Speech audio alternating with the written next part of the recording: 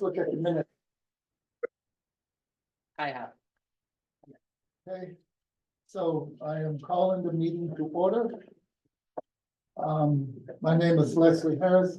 I serve as the chair of the Internal Affairs Oversight Panel. I'm gonna ask each of the panel members to introduce themselves.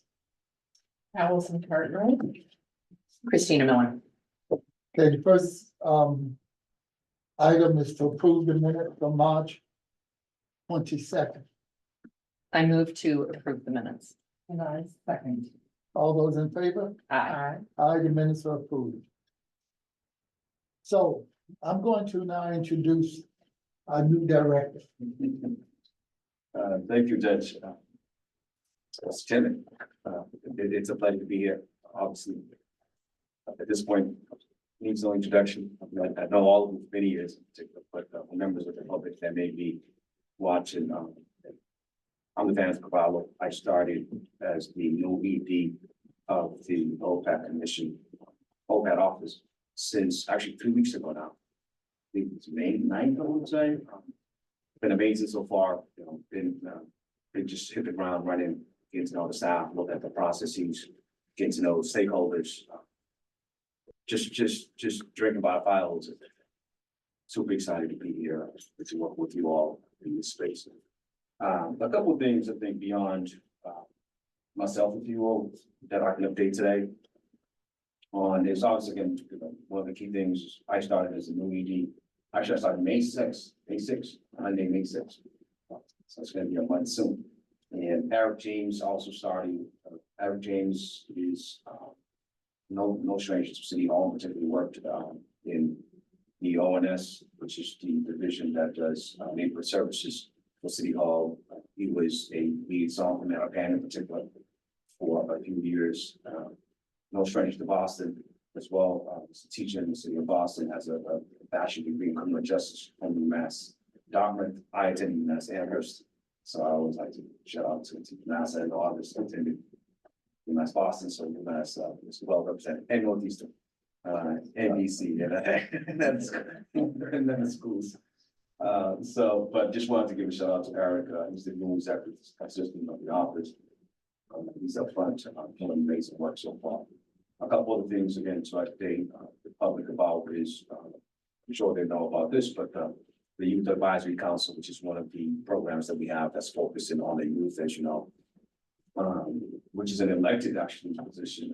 You know, they not elected position, they apply on our office within our website and hopefully help us sort of, you know, make recommendations and policy relating to youth. As you know, obviously police accountability, we can't do the work without youth impact and youth voice, because the youth often is mostly impacted by police, particular decisions that impact their lives, you know, for the rest of their life.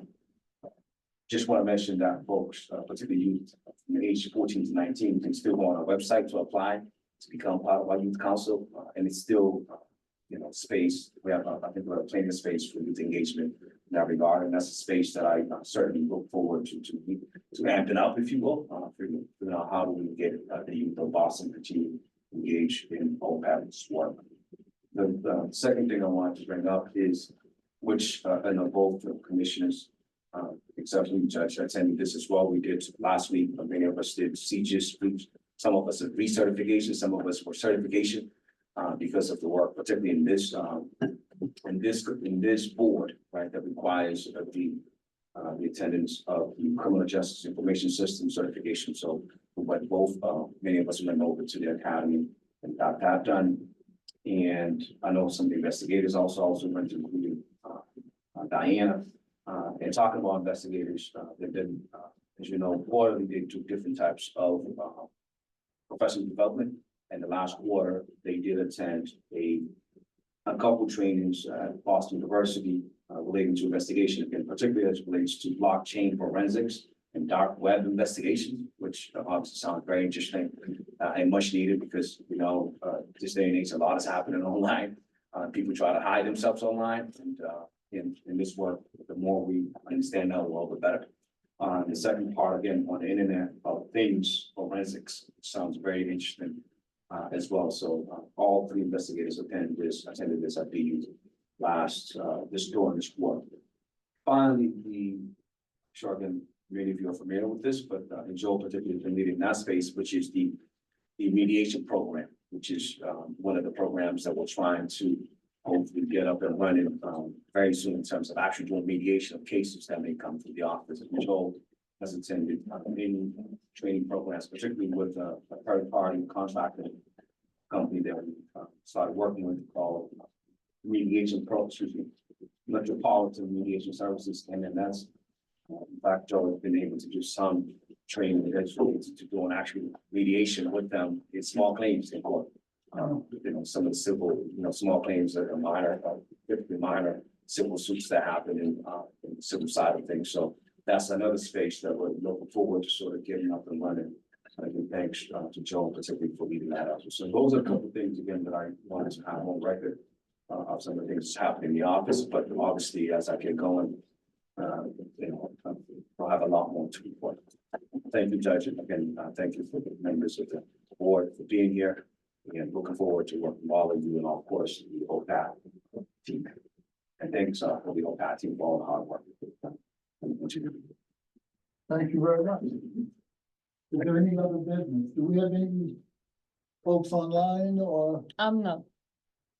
and there was a gentleman here earlier, was he here for a case? Yes. Okay.